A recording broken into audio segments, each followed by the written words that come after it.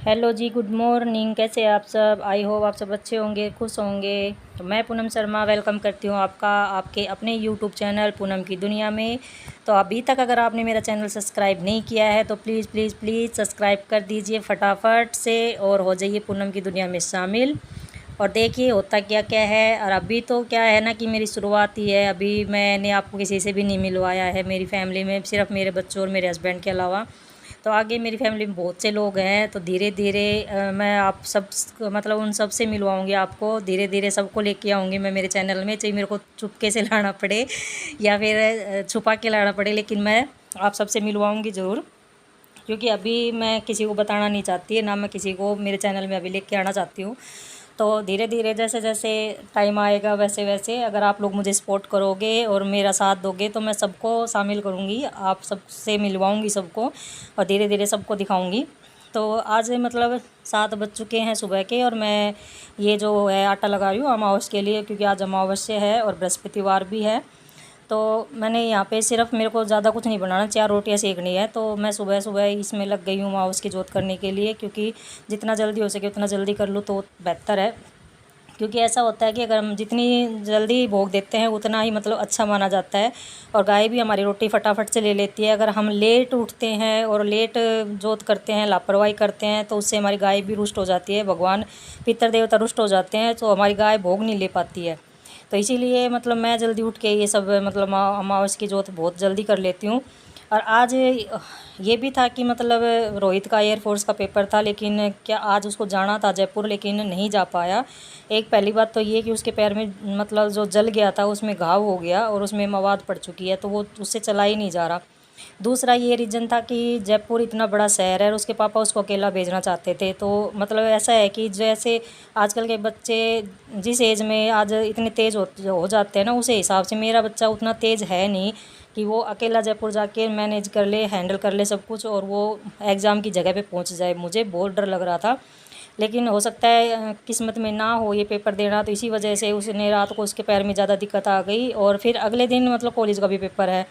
तो इसके पापा ने मना कर दिया कि रात को कहाँ तक पहुँचेगा, कैसे पहुँचेगा अकेला। तो इस हिसाब से मतलब ये था कि अगले दिन एग्ज़ाम ना हो तो शायद मैं कहीं रुक भी जाता, लेकिन उसको आना भी था रात को वापस। तो इसी वजह से पेपर मतलब पोस्टपोन करवा दिया, वो गया ही नहीं देने के लिए। तो ये भी था कि मेरे को मतलब बहुत ज़्यादा डर लगता है, क्योंकि मेरे बच्चे कभी अकेले बाहर गए नहीं हैं, ऐसा काम ही नहीं पड़ा कि उनको कहीं बाहर जाना पड़े। पहले मेरे साथ भी यही कहानी होती थी कि मैं जब जॉइंट फैमिली में रहती थी तो मैं कहीं भी नहीं जाती थी। मेरे को एक घबराहट, एक बेचैनी सी रहती थी कि मैं अगर नारनौल भी नहीं जा पाती थी, अकेला मार्केट में भी नहीं जा पाती थी। मतलब इतना मतलब इतनी वो थी मैं, मतलब कमज़ोर थी, बहुत ज़्यादा कमज़ोर थी। मेरे को अकेले जाने में मतलब इतनी हिचकिचाहट होती थी कि पता नहीं कैसे जा पाऊँगी, कौन सी बस आएगी, कहाँ से पकड़ूँगी, कहाँ उतरूँगी। लेकिन हुआ ये कि जो मेरी छोटी वाली मौसी है ना, उन्होंने शॉप की हुई है अपने गाँव में। तो जैसे मैं अलग हुई तो दिन मतलब बीतते गए बीतते गए बीतते गए, तो जैसे उन्होंने मेरे को फ़र्स्ट टाइम बुलाया नारनौल अकेले सामान लेने के लिए। तो बोल तू आजा। तो जिस दिन मेरा वो पहला दिन था, आज से कम 7-8 साल पहले की बात बता रही हूँ आपको, आज की बात नहीं है, 8-9 साल हो चुके हैं उन बातों को। तो जिस दिन मैं पहली बार घर से निकली तो उस दिन मेरे को मतलब इतना डर लग रहा था, इतना डर लग रहा था कि मैं ये सोच रही थी कि कैसे जाऊँगी, क्या करूँगी, क्या नहीं करूँगी। तो मैं अगर कोई बस में मतलब मैं कितनी बार किसी लेडीज़ से पूछ के कि नारनौल कब आएगा, आए तो मेरे को बता देना, नारनौल कब आएगा, आए तो मेरे को बता देना। इस हिसाब से मैं पहुँची। फिर वही होता है कि एक बार तो होता है कि ऐसा हिचकिचाहट सी होती है, लेकिन जैसे जैसे हम बाहर जाते हैं वैसे वैसे हमारा कॉन्फिडेंट भी बढ़ता जाता है। आज 8 साल बाद मैं वो पूनम नहीं हूँ जो मैं पहले थी। आज मेरे को बहुत कुछ सीखने को मिला है दुनिया को देख के। आज मैं अकेले, आप मेरे को जहाँ भी भेजना चाहो मैं वहाँ अकेले जा सकती हूँ, इतना कॉन्फिडेंट है। क्योंकि अगर हम में हिम्मत है तो अगर हम में शक्ति है तो हम कुछ भी कर सकते हैं। तो आज मैं हिचकिचाती नहीं हूँ। अभी हाल ही में मैं उस दिन नारनौल गई हूँ तो मेरी मौसी ने बोला कि मेरा वो आयुष्मान वाला कार्ड निकलवा दे। तो मैं जहाँ पे दवाइयों की पर्ची मतलब जहाँ पर्ची काटते हैं मैं उनके पास गई, तो मैंने उनसे पूछा भैया आयुष्मान वाला कार्ड कहाँ बनता है। तो जहाँ बन रहा था मैं वहाँ पहले होके आई थी, लेकिन वहाँ बंद पड़ा था। तो उनसे पूछा गया तो उन्होंने बोला कि भाई जैसे आप पता कर लीजिए आगे, लेकिन उसने मेरे को मतलब बताया ही नहीं। फिर मैं दूसरी जगह पे गई, मैंने वहाँ से पूछा तो वहाँ पे फिर मैंने पूछा तो उन्होंने मेरे को बताया कि 2 नंबर पे जाओ। फिर वहाँ गई तो वहाँ एक मतलब लड़का बैठा हुआ था। फिर मैंने उसको पूछा, मतलब भैया आयुष्मान वाला कार्ड निकलवाना है? तो उन्होंने बोला कि बंद हो चुके हैं। मैं बोली भैया बनवाना नहीं है, हमें निकलवाना है। तो उन्होंने नंबर मांगे तो बनवा दिया, तो मैंने निकलवा दिया। तो मेरी मौसी बोली कि मेरे को अगर ये ऐसे बोलता तो मैं तो वापस चले जाती, मैं निकलवा ही नहीं पाती। तो इस हिसाब से मैंने वो कार्ड निकलवा दिया। तो आज पता लगता है कि हम कितने कॉन्फिडेंट है कि हम कुछ भी काम कर सकते हैं, किसी के भरोसे नहीं रह सकते। तो ये मैंने यहाँ पे ना अमावस्या की जोत कर दी है, भोग लगा दिया। बहुत मतलब अच्छे से मतलब भोग लग जाता है, बहुत मतलब घी के छिट्टे मारते ही भोग आता है माँ उसका। तो मतलब मेरे को बहुत खुशी होती है, काफ़ी लोगों से आता ही नहीं है। तो अब मैं बाहर की कंडीशन देखो आप कि बारिश आ रही है और मेरे को जोत भी करनी है विस्पत देव की। और ऐसा मतलब बोलते हैं ना कि हालात ऐसे कभी कभी तो ऐसे हालात हो जाते हैं कि हम ये समझ नहीं पाते कि हमें क्या करना है, कैसे करना है। तो मैं जब अंदर काम कर रही थी तो मेरे को यही डर था कि अगर बारिश तेज़ आ गई तो मैं ये मतलब विस्पतवार की पूजा कैसे करूँगी।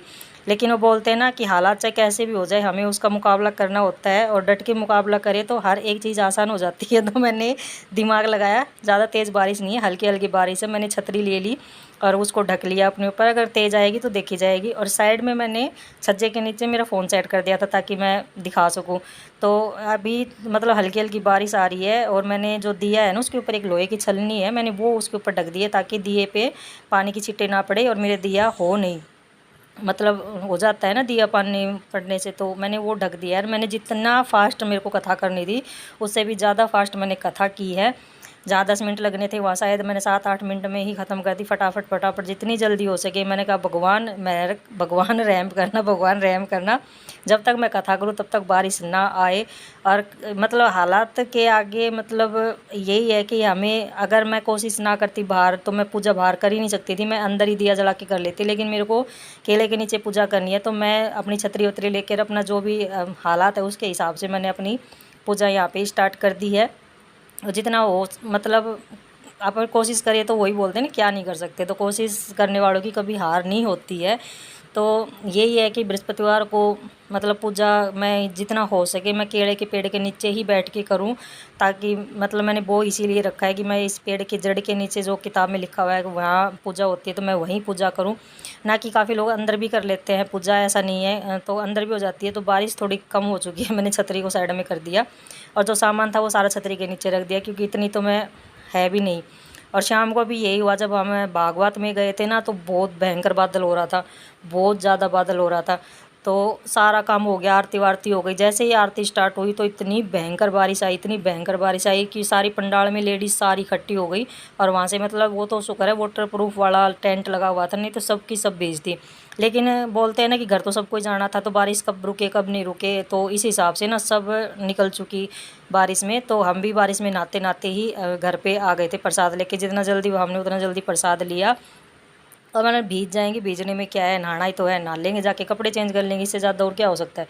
तो हम भीजते हुए अपने घर आ लिए। तो घर आके फिर मैं थोड़ी देर और बारिश में नहाई, क्योंकि उस टाइम 6 ही बजे थे, क्योंकि भागवत जल्दी ख़त्म हो गई थी। और 6 साढ़े 6 बजे हम घर आ चुके थे, क्योंकि भगवान इंद्रदेव को देख के तो भागवत की कथा जल्दी ख़त्म कर दी थी और आरती भी जल्दी कर दी थी कि बारिश, और फिर भी बारिश आ ही गई, बहुत तेज़ बारिश आई।